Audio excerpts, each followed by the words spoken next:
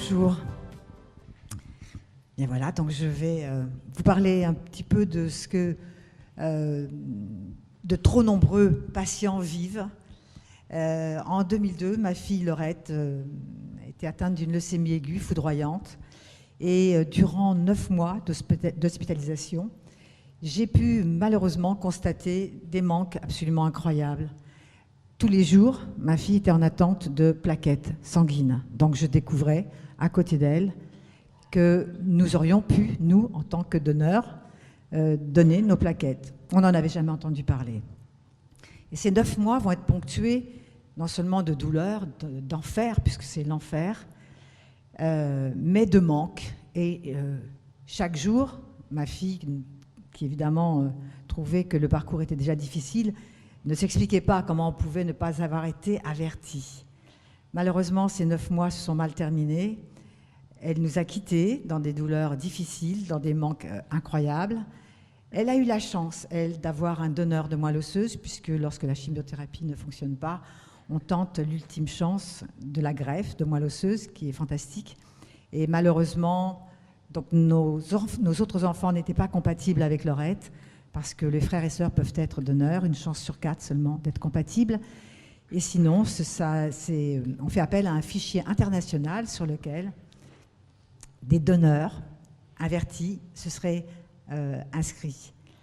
Notre fichier français, à l'époque, était inexistant. Au jour d'aujourd'hui, il a sérieusement avancé.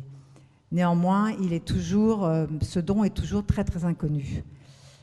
Après le départ de Laurette, et pour ne pas rester sur pied, inactive, pour ne pas être à l'inverse de ce qu'elle a été pendant ces 9 mois, j'ai décidé d'avancer et de mener le combat qui est le sien aujourd'hui, mais qui est celui de tous les patients.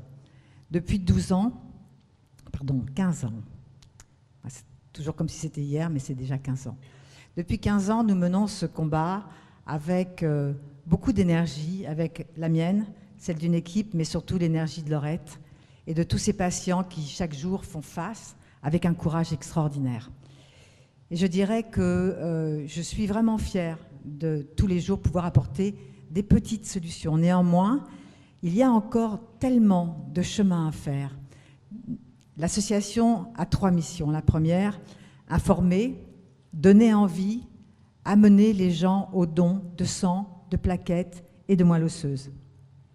Et il n'est pas rare que chaque fois que j'assiste à des rassemblements ou des conférences, que je discute avec les personnes qui se trouvent dans la salle et que je demande si ils ont déjà été approchés, s'ils ont déjà fait un don, le nombre de personnes qui ne se sentent pas concernées. Et c'est très très triste parce que je dis toujours que nous avons un patient, nous avons la chance d'avoir des hôpitaux, nous avons la chance d'avoir des médecins, des infirmières, des chercheurs extraordinaires. Mais s'il n'y a pas au milieu ce maillon indispensable qu'est le donneur, le malade, il ira nulle part. On imagine la responsabilité que nous avons et l'insouciance souvent, parce que lorsque des personnes me disent « Oui, je connais bien, j'ai entendu, mais je ne suis pas donneur parce que j'ai peur », j'ai un peu de mal avec le « j'ai peur ». J'ai envie de dire avec le sourire, je pense que la seule personne qui a le droit d'avoir peur, c'est le patient. Eh bien, au jour d'aujourd'hui, encore trop souvent, j'entends « je n'y vais pas, j'ai peur » ou « j'ai pas le temps » ou « c'est trop loin » ou « j'ai pas vu des gens sympathiques », etc., etc. Donc, on n'a pas le droit, dans ce genre de pathologie, d'oublier que le patient a besoin de nous tous. Voilà donc la première des missions. La seconde, c'est le soutien à la recherche. Et il y a de fabuleux, fantastiques projets de recherche qui prennent naissance et je suis heureuse de pouvoir les faire démarrer pour qu'après, longue vie à eux. Au jour d'aujourd'hui, on a dû reverser un peu plus de 1 800 000 €. C'est beaucoup d'argent pour une association, puisque les fonds que nous collectons sont des fonds que nous allons chercher au travers de projets, au travers d'animations, etc., toute l'année.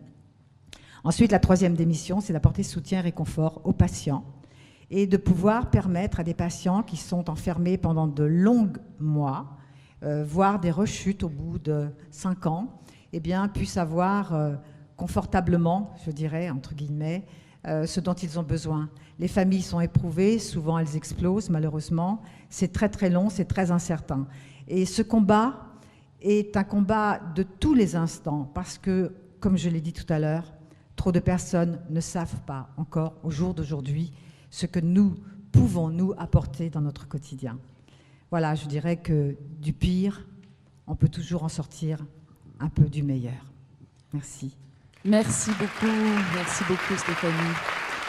Merci.